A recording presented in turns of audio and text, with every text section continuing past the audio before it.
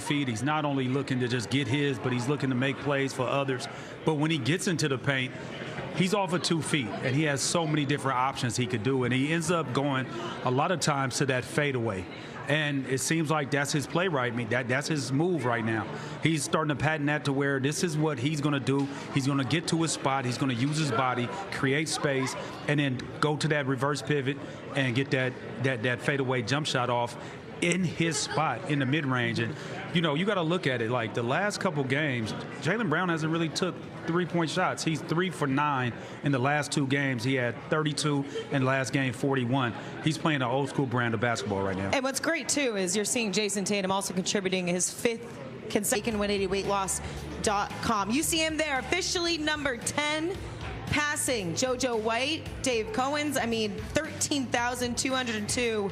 And Jaylen Brown officially top 10 all-time scoring in Celtics history. What's cool about this is you see the Chief here witnessing him also being on that list here tonight. Robert Parrish, number 4 on that list, joining the other greats. And Eddie, what's interesting what you said was Jaylen Brown didn't really have an all-incredible game from downtown. 1 of 4 from behind the 3. But what he's doing in his mid-range game, 11 of 21 overall, he's just finding ways, and it feels like it's coming so naturally to him. Like he's getting into the paint, but it doesn't feel like he's forcing anything. No, he's not forcing it. He's getting where he wants to go, and he's also drawing fouls. He was 9 for 9 from the free throw line tonight. The other night he was 19 for 21. So now we're talking about 28 from 30 from the free throw line. He's making his free throws. So now, before, you could probably foul him and people thinking like, okay, he could, not shoot at a high clip from the free throw line, but he's worked on his game so much. You see everything. They were talking about his left hand at first. Now he's going to the left more than anything. Then he's talking about, his free throws. I don't know if is that efficient at the free throw line. Now he's knocking his free throws down. And he does a little bit of everything for the game. He gives the game what it needs. And I think with Jayson Tatum coming back, the floor has spaced out a whole different way than it was before, because you can't leave JT. And it's funny because from Max Letterman. Thank you, Max. Such a happy. Put that all over Instagram. Yeah. Happy birthday, Scal, getting the win here, which, by the way, we don't have a whole lot of birthday wins. But, Scal, to see Jaylen Brown pass Cowens, pass JoJo White on that top 10 all-time scoring list here for the Celtics, to have the Chief in-house witness him do that, and on your birthday to say he's elite. And what I think me and Eddie were just talking about this. He said you guys were talking about it before I got here. Is with Tatum there's more space on the floor. Yeah. Jaylen Brown's even more unstoppable now with Tatum out there. So it's just a matter of these guys getting it together and working it out. I can't wait. I don't know if the Memphis game is going to be like that, but Minnesota coming in, and then you have Oklahoma City coming in. So it's going to be really interesting. Maybe Atlanta could stay hot. They won 10 in a row. So I want to see this team get tested. You guys remember, in the San Antonio game, Jaylen Brown got kicked out, and in the Oklahoma City game, Jayson Tatum didn't play. So I want to see these guys play and get tested.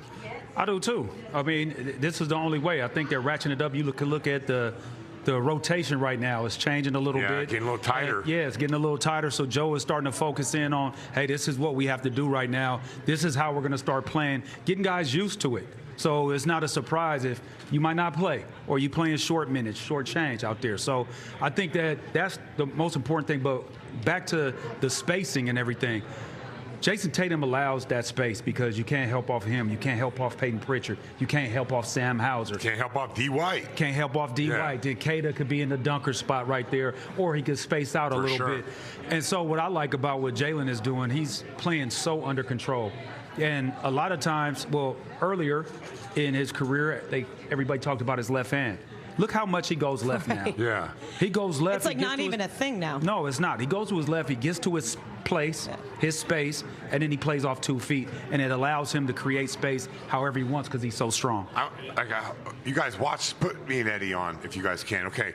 When Jaylen Brown plays, I think the old Jaylen Brown would just try to beat you to the basket. Now Jaylen Brown is just trying to get by you right here, and then he's sealing you, and then he's stepping into you. So as that's happening, he's reading everything going on. Okay, this guy's over there, that guy's over there. It's not before it was lightning fast, and now it's just like in control.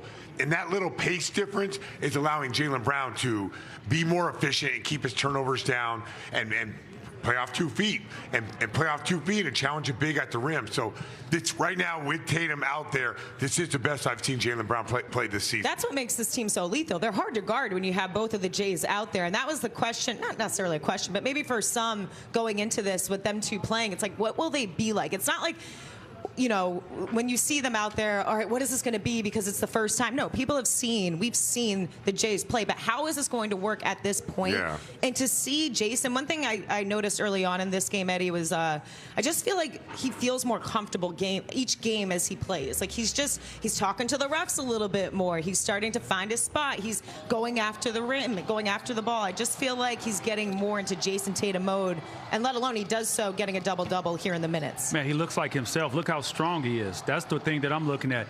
Every move that he used to do, he does not look like a shell of himself. That first game, yeah, emotions were high. You know, you probably had a little bit of nerves and things like that, but he's been settling in. Tell me, that doesn't look like Jason Tatum. All Everything.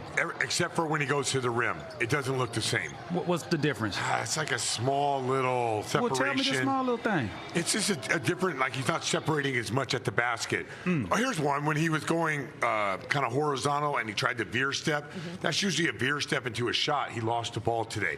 It's all the contact stuff, the heavy contact stuff. But it doesn't, like he's 2 games away from that. It's not going to happen this year. He's not 10 games away.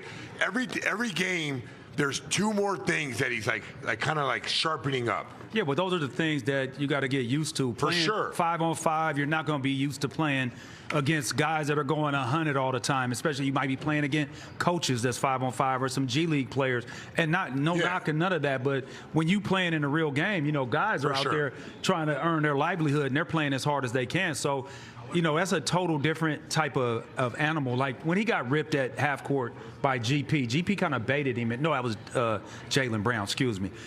He baited him into that. But what about the play where he did the Euro step and KP was right there and he finished at the rim with KP trailing him? That's a tough shot right there. Yeah, no, I think everything in open space, he's elite. It's just like, it's the contact. There's a little bit of contact that he has to be able to absorb. And that's the last thing you get when you come back from an injury. Timing. Yeah, it's like the way remember last year, he was flexing on guys. I remember the Miami game last year. I was like, oh my God, he was already good. He went to another level. So I think he's kind of hovering around that. There's still like some jumps to happen, which is Kayla's point. This team is not done getting better, which is scary for everybody. Yep. Which is going to be a huge test a week from today when they play OKC. Like, for sure. What do you want to see? I'm already jumping ahead, but if we have OKC come to the Celtics. Minnesota's handsy too. Yeah, so you could use both of those teams. I know Anthony Edwards is going to be out, but you can use both those teams. I think it's when a team is super physical.